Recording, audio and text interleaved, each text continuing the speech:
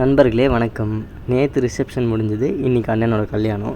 அதனால் காலையில் சீக்கிரமாக எழுந்துச்சி பக்காவாக ரெடி ஆகிட்டேன்.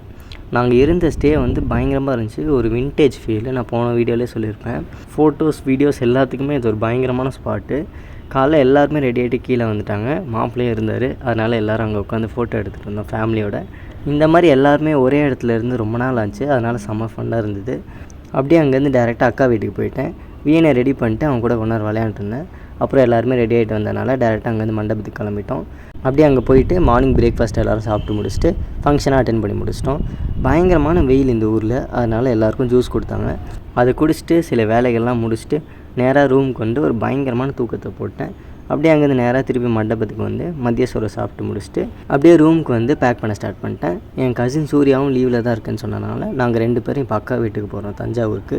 காரில் பேசிகிட்டே வந்தனால டைம் போனதே தெரில. தஞ்சாவூர் ஒரு மஜாவான டீ போட்டுட்டு வீட்டுக்கு வந்துட்டோம். பயங்கரமான வேர்வை. அதனால் ஒரு பட்டுன்னு ஒரு குளியலை போட்டு இரவு சோறு முடிச்சுட்டு ஐபிஎல் பார்க்க உட்காந்துட்டேன். எப்படியோ அடித்து பிடிச்சி ஜிடி ஃபைனலில் வந்துட்டாங்க. அதோட நாள் முடிஞ்ச நண்பர்களே தொடர்ந்துருங்க. நாளை சந்திப்போம்.